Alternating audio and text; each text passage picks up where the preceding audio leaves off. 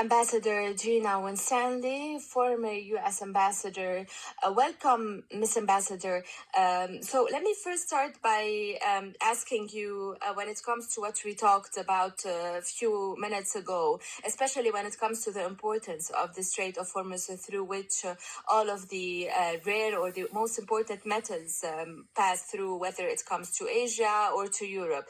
So my guest said a few while ago that this strait is considered as a weapon which is equal to a nuclear weapon or even the uranium which America is trying to end from the part of Iran. So to what extent do you think this strait is decisive now to end this war? Thank you so much for having me. Well, the Straits of Hormuz cannot be exaggerated in importance. It's clear that the United States government recognizes this by, you see the president discussing it, saying that the United States will do what it can to protect it and to get ships through. We have heard from the U.S. administration proposals for providing insurance so that ships will go through, providing escorts so that ships can continue through. Even the president urging tanker crews to have courage and go through the Straits of Hormuz. As you noted, the Asia, particularly Japan, South Korea, get upwards of 80 to 90% of their oil going through the Straits of Hormuz. So the impact on the international economy, if it is closed, if it remains closed, is going to be enormous. This puts pressure on President Trump because of the impact of higher oil prices, which means higher gas prices, which means Americans talking about the lack of affordability before midterm elections.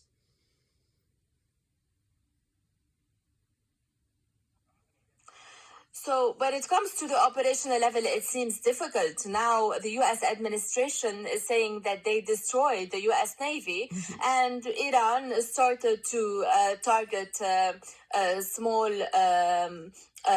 ships there, and also there are mines inside in the sea, and basically especially when it comes to the Basij. So we are talking about a difficult situation on the ground. Do you think that this strait might be a decisive factor now to end this war, and how, and to which party, who will be winning, basically? Well, it is certainly an extremely important factor in this war. The U.S. has basically destroyed the most of the Iranian Navy, and of course, as you noted, we have air superiority. But this was always a possibility of going into asymmetric warfare.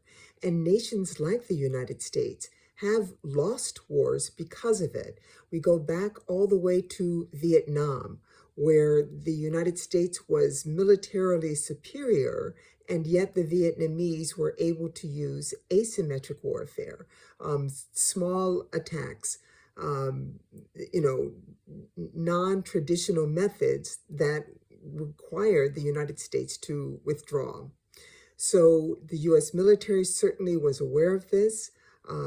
Planning and preparation to confront it certainly has been in place, but the reality is Iran still has a number of drones which are proving a challenge to take out completely by the U.S. and the Israeli militaries.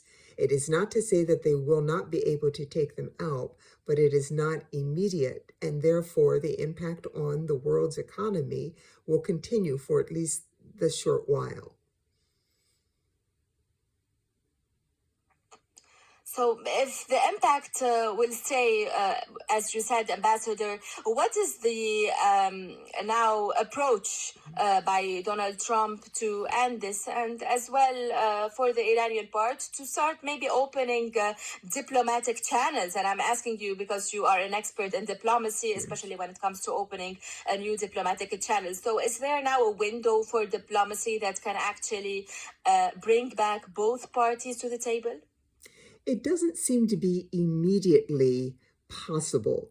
The president, through the Secretary of State, has again laid out three goals short of regime change, but destroying the Navy, destroying the ability to make missiles, and destroying missiles that would allow the president to declare victory in a fairly short time. That is how effective the U.S. and Israeli militaries have been.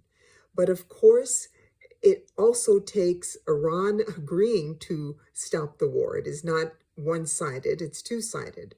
And we're not sure at this time what the Iranians intend to do. How much more destruction can they take? And we know not only are the military targets being hit, the leadership having been decapitated, but there are cultural sites that have been hit, not necessarily on purpose, but nonetheless doing great damage. We know that as they hit these military sites, chemicals are being released. There are environmental damage that is going on in Iran. And at some point, the leaders looking out for their people might choose to return to the negotiating table as well. But a time frame for that, for both sides being willing to go to negotiations, that is not yet in place.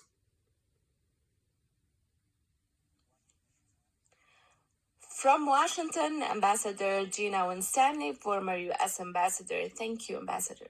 Pleasure. كشف مصدر مطلع Thank أن you. وزارة الحرب